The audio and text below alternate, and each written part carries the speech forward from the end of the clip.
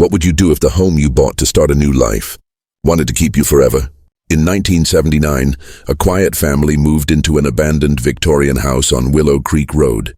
They thought they'd found their dream home, but what they discovered inside was something far darker. Whispers in the night, words scratched into mirrors, and a presence that refused to let them leave. By the time the neighbors realized history was repeating itself, it was already too late. This is the terrifying true story of the Crawford family and the house that was never empty. It was the fall of 1979 in the small town of Maplewood, Pennsylvania, a quiet place where everyone knew everyone else.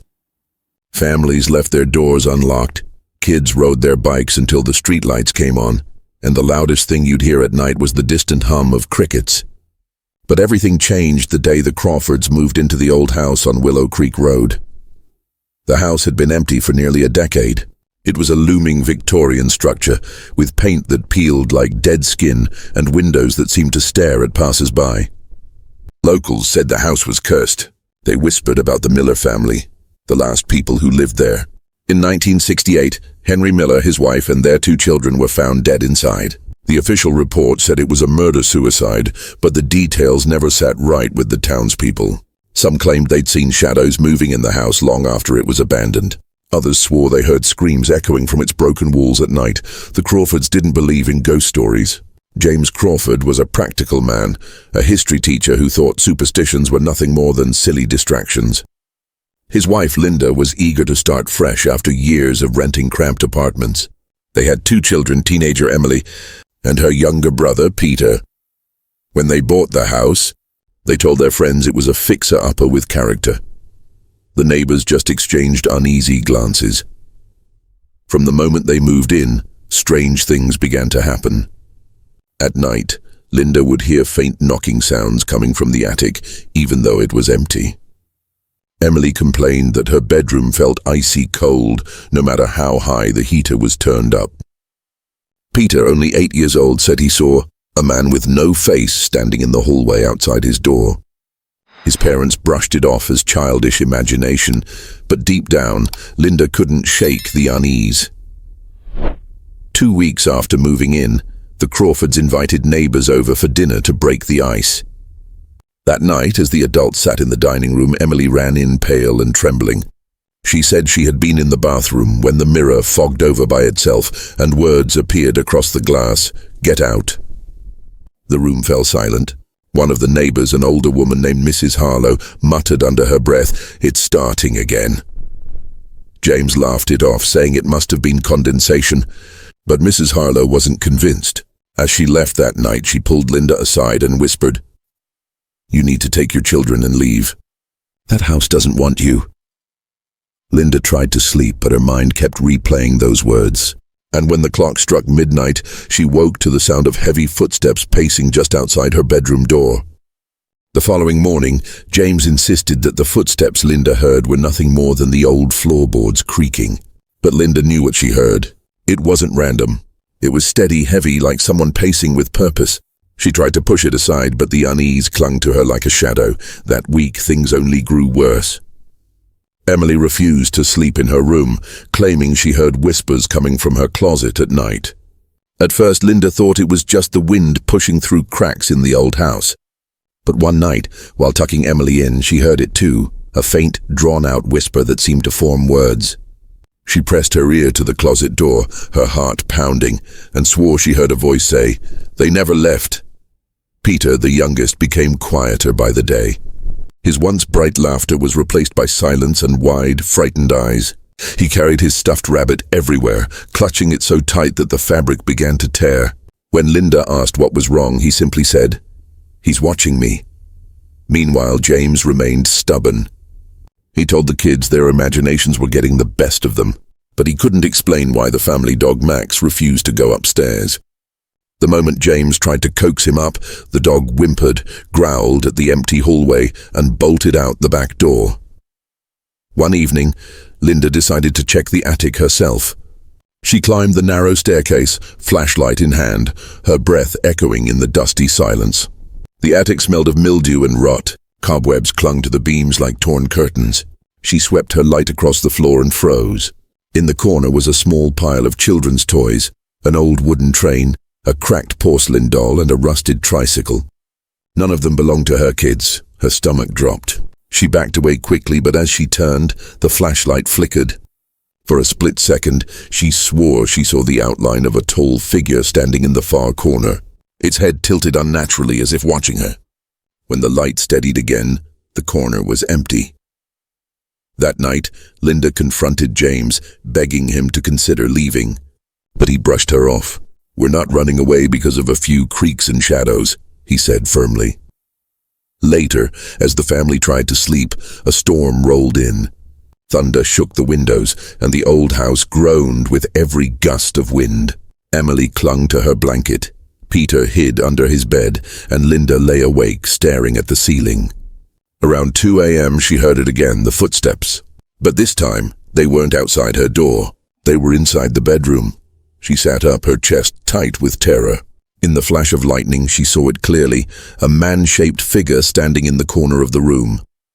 His face was nothing but darkness, a void where features should have been. And then, just as quickly as it appeared, he was gone. The morning after Linda saw the faceless figure, she tried to tell James again. Her voice shook as she described the shadow in their bedroom, but James only sighed and rubbed his temples. "Linda, you're scaring the kids with these stories. We can't keep feeding into this."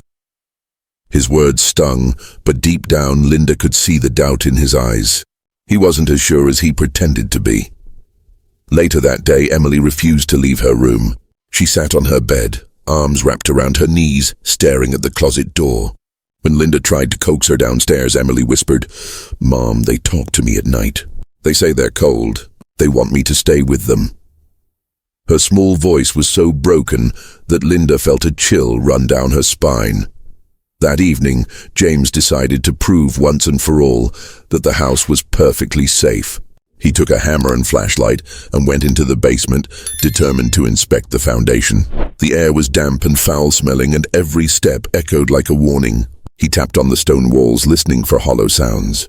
Then thunk! The hammer struck an area that rang differently. Hollow. James frowned and started chipping away at the plaster. After a few strikes, the wall crumbled, revealing a small cavity. Inside was something wrapped in rotted cloth. When he pulled it out, he staggered back.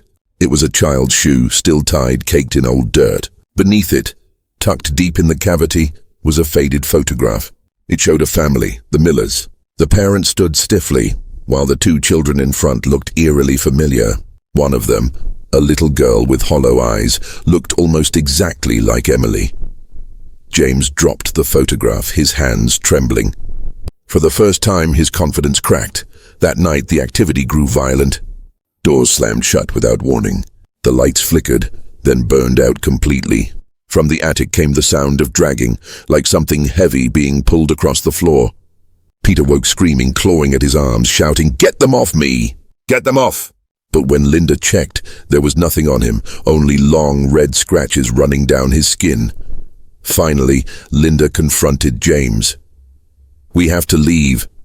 Whatever happened to the Millers, it's happening to us. If we stay, it'll take our children." For once, James didn't argue. He sat in silence, staring at the floor, the photograph still burned into his memory. But before they could make plans to leave, Emily disappeared. Linda woke in the middle of the night to the sound of her daughter's laughter. She rushed into Emily's room only to find the bed empty. The closet door stood wide open, its darkness swallowing the flashlight beam. From inside, a faint voice whispered, "She's with us now." Linda screamed her daughter's name, but the house swallowed the sound. Linda tore through the house, screaming Emily's name until her throat burned. James grabbed a flashlight and rushed to the attic, convinced their daughter was hiding there. But the attic was empty, silent, except for the faint sound of dripping water. He swung the beam of light across the beams and rafters. Nothing. Yet the feeling of being watched was suffocating. Meanwhile, Linda searched the basement. She called for Emily again and again, her voice trembling. The basement air was damp, smelling of earth and mold, and the shadows seemed thicker than usual. Her flashlight flickered as if drained by something unseen. She shined it toward the far corner and froze. There, written in dark smears across the wall, were the words, "She belongs to us." Peter stood at the top of the basement stairs, clutching his stuffed rabbit. His voice cracked as he whispered, "Mom, Emily's upstairs. She said she wants me to come too." Linda dropped the flashlight and sprinted back up, her heart hammering in her chest. They found Peter standing in the hallway, pointing toward Emily's room. The door was closed, though they'd already checked it earlier. James pushed it open. The room was icy cold, the kind of cold that burned the skin. On the bed, Emily sat upright, her eyes wide and vacant, her lips moving as though whispering to someone unseen. Linda rushed to her side, grabbing her shoulders. "Emily, wake up! Talk to me!" But Emily's gaze never shifted. Her lips whispered the same phrase over and over. They never left. They never left. Suddenly, the closet door slammed shut with such force that the walls shook. The lights flickered violently and a low moan filled the room, deep, guttural, not human. James pulled Emily off the bed, holding her tightly. "We're leaving, now." They tried to escape, but every door they reached was stuck, as though nailed shut from the outside. Windows refused to open, their glass rattling but unbreakable. The house had trapped them. As the storm raged outside, the whispers grew louder, overlapping, dozens of voices filling the house. Peter cried out, "They're angry! They want us all." His rabbit dropped from his arms, falling limp on the floor. James grabbed a chair and swung it against the front door with all his strength. The wood splintered, but the door held. Again and again he struck, the whispers rising into screams, until finally the door cracked open. For a moment they saw freedom, rain, lightning, the open world. But then, just as they tried to push through, something unseen slammed it shut again. Linda fell to her knees, sobbing. "What do you want from us?" She screamed into the dark. From the walls the answer came, dozens of voices in unison. "Stay, forever." The house was no longer just haunted, it was alive. And it wasn't letting go. The storm outside battered the windows, but inside the Crawford family was trapped in a nightmare that felt endless. The whispers had grown into screams, a chorus of anguish that rattled the walls. Emily's vacant stare flickered for a moment, and she clung to her mother's arm. "Mom, they want us in the attic," she whispered, her voice not entirely her own. James refused. "We're not going up there. That's what it wants." But before he could finish, the lights cut out completely, plunging the house into darkness. A single creak echoed above them, then another, like someone slowly walking across the attic floor. Linda gripped Peter's hand, trembling. "If we don't find out what's up there, we'll never get out," she said, her voice breaking. Against every instinct, the family climbed the narrow stairs to the attic. The door groaned open, revealing only blackness. The air was suffocating, heavy with the smell of decay. James swept his flashlight across the room, and the beam landed on something horrifying. 4 crude shapes drawn on the floor in dried, rusty stains. Each was the outline of a body, too large, too small. The Millers. Emily let out a gasp, her body convulsing as though pulled by invisible strings. She staggered forward and collapsed onto one of the outlines, her body fitting perfectly into the child's shape. Her lips moved again, whispering, "They never left." Linda screamed and tried to pull her away, but something icy and unseen yanked her back. The attic door slammed shut, locking them inside. The screams in the walls erupted into a deafening roar, as if the entire house was alive with rage. James, desperate, swung his flashlight at the shadows. For a brief second they saw them, the Miller family. Their faces were pale, twisted in torment, their hollow eyes fixed on the Crawfords. The father's shadow stepped forward, raising a hand as if to command silence. The voices hushed. In that terrible stillness his voice rang out, guttural and clear. "We were taken. Now so are you." The floorboards beneath them shook violently. Splinters cracked, dust rained from the beams. Peter screamed as hands, dark skeletal hands, burst through the floor, clawing at his legs, trying to pull him down. Linda and James fought to hold on, dragging him free, but more hands reached, wrapping around their ankles, their arms. Emily's body convulsed again, her eyes rolling back.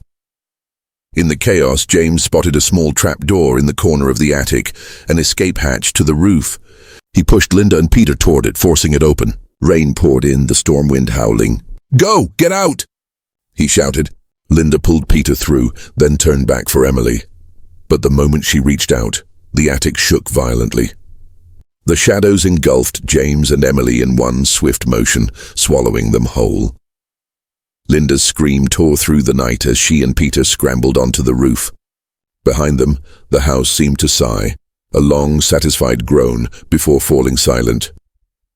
By dawn, neighbors found Linda and Peter huddled in the rain, broken and trembling. James and Emily were never seen again. The Crawford story spread quickly. Some said the house had claimed its due, repeating the tragedy of the Millers. Others warned that the house wasn't haunted, it was hungry, and it was still waiting. The house on Willow Creek still stands today. Its windows remain dark, its doors boarded shut, but locals swear you can still hear voices if you walk past at night. Some say it's the Millers, others say it's James and Emily, forever trapped within its walls. Linda and Peter never returned, and to this day, they refuse to speak about what really happened that stormy night. One thing is certain, this was never just a house. It was something alive, something hungry. And if you ever find yourself drawn to a place that everyone else avoids, ask yourself, are you choosing the house or is the house choosing you?